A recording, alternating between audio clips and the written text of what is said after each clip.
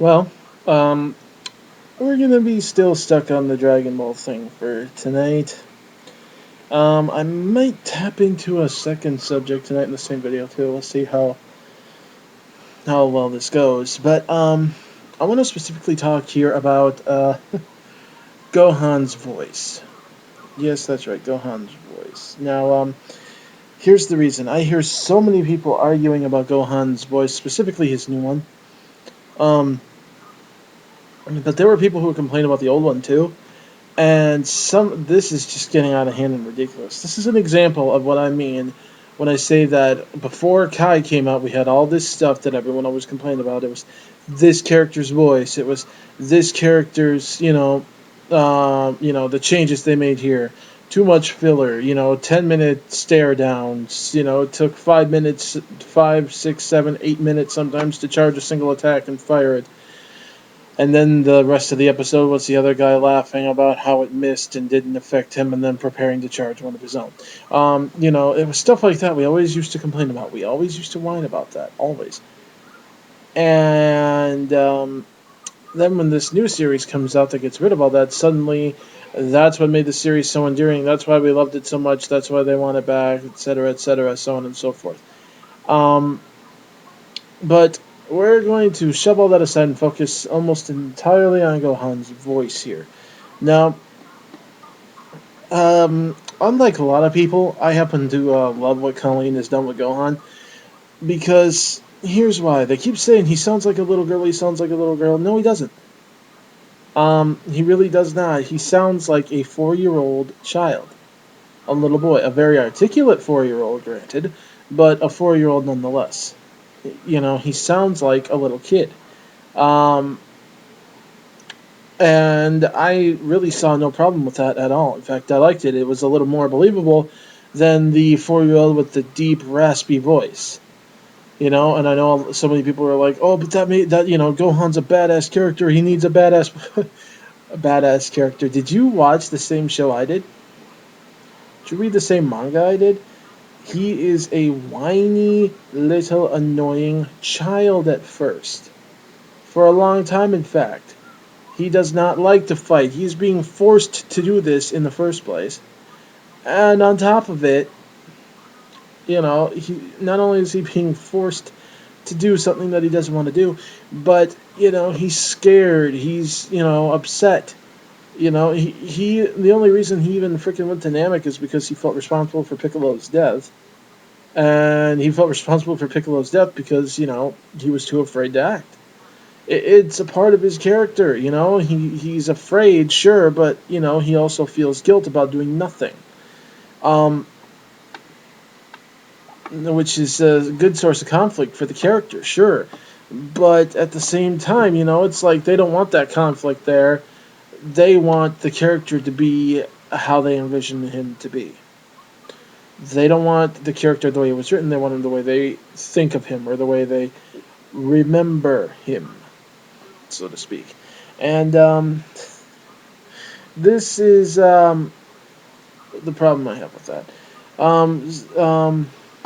When Stephanie was doing Gohan's voice, sure, it was okay, it was good, so to speak, it was workable, but it always did sound a little awkward. But again, that's to be expected when, the people that you get to be your actors are just, people who at that time didn't have a whole lot of experience, or were actually just employees there, or were some, at the time, small-time freelance voice actors. Um, you know, um, that's to be expected. Now, the thing is, I've heard a lot of people then argue, that later on, okay, this is going to make sense in a second here. Trust me, bear with me. Later on, I've heard people use the argument, oh, sure, she's okay, Colleen's okay for when Gohan's a little kid, but when he's older, he needs to sound deeper. He needs to, it's teen Gohan. It's like, okay. First of all, it's not teen Gohan. It's still Gohan.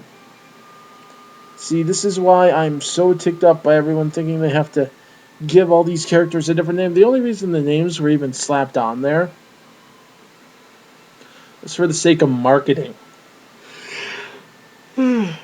Excuse me. But yeah, it's for the sake of marketing. So when they have Gohan, Teen Gohan, Kid Trunks, Future Trunks, it's like, can't you just say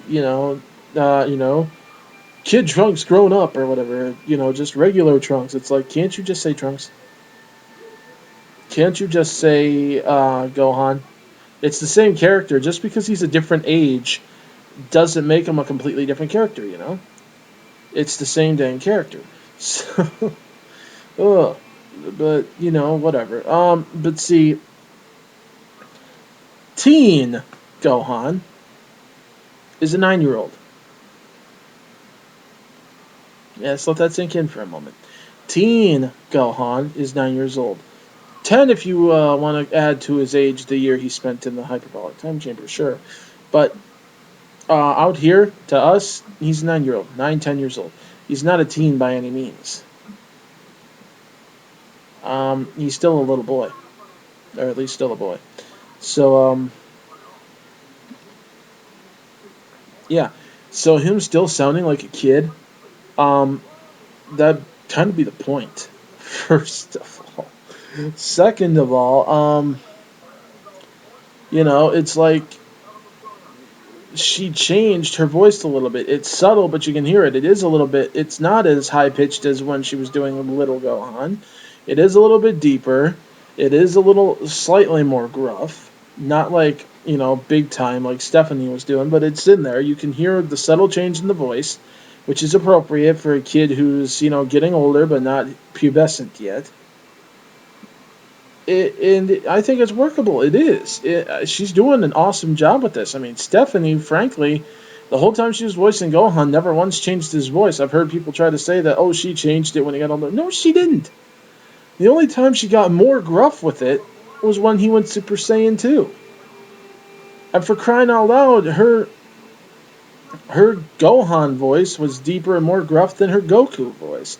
And Goku, at any given time that he appeared in the series, was older than any time we ever saw Gohan. In fact, when you think about it, the two have never been seen at the same age. I mean, you got, Gohan starting out from 4 through 9, 10 ish, and then showing up again, at the age of 16. Then you got let's see here. You got, Goku in Dragon Ball. He's like 11-ish, 12 by the time the first tournament comes around. So like 11, 12-ish in the very beginning. 15 when he beats King Piccolo, and then he disappears and goes and trains with Kami for 3 years, and then he's 18. It's interesting, but it's like. Yeah. When you got the 10-year old, the 9, 10-year old sounding gruffer than the 12, 13-year old you're playing, you got some problems, guys. You do. Um, excuse me, sorry. Uh, oh, you got and then you got people who say that the reason that should be the case is because Gohan has a rougher and tougher demeanor than Goku did. It's like, really? The kid was a bookworm. He sat there and studied his books and read his books. He enjoyed studying. Contrary to popular belief, yes, Gohan liked to study. Gohan wanted to study. Gohan neglected his training even after his father was gone, and his mother was much more lenient in that area in favor of study. Gohan's a geek.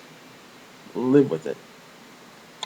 But, I mean, he likes to study. He's a bookworm. He doesn't like to fight.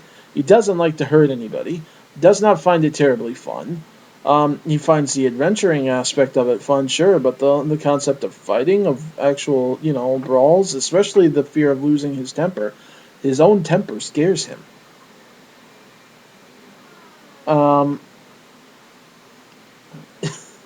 He's afraid of his own power, basically. And This is the guy that is somehow more rough and gruff and you know than the guy who thinks that whose idea of like a friggin' romantic date is a sparring match. Just because he's a little goofy and happy-go-lucky as a kid doesn't mean that he's not tough. I mean, the kid enjoyed fighting. You know, the kid didn't know his own strength. He found the whole thing to be extremely fun. Not in the I enjoy causing pain way, in the whole it's a challenge way. But still, it's again, I'm really not seeing how the complaints on Gohan's voice are valid. I just don't. Okay. Um, Granted, in the end, it does come down to opinion, but for crying out loud, the most ridiculous, over the top logic is applied to this, and it just gets old. Um, so, yeah, I'm going to come right out and say it. I think Colleen did a better job than Stephanie with Gohan. You can hate me for it all you want, but there it is. Um, and believe it or not, people have actually been trying to pull this with the Frieza voice, too. Oh, the new Frieza just sounds like some angry British guy. The old one sounded all reptilian and evil and sly. It's like, it sounded like a chain smoking grandma who made bad jokes and had very little intelligence. That was always the complaint. Always the complaint with Lindy Young's Frieza. The lines, the way they were written, and even the voice was just. The voice was so obviously female. I mean, she did an okay job trying to disguise it and make it seem more alien than female, but you could just tell it was so obviously female. I mean, Chris Ayres, his voice does a much, much better job naturally for him. They don't have to alter it via computer or anything, which they had to do with Linda's Frieza in the series. Not so much in the games, she was able to do it better, but, in the series, definitely had the computer alter her voice. And Chris can do that naturally. He's got a natural range like that. And he manages to make that character sound so androgynous that you sometimes can't tell if it's male or female. You can't tell. It genuinely sounds like nothing we've got here on Earth. And it's creepy as heck for that reason. And that's one thing I love. That's one reason I love it. It's why a lot of people love it. It's why most people love it. But you do have a few fringers, I guess, who insist that Frieza's incredibly bad dialogue was so much better because, oh my god, Frieza's cocky. This is the kind of stuff he would say. Really? Really? Round and round the monkey goes, and if he stomps it off with his nose, that's not cocky. That's stupid. My god.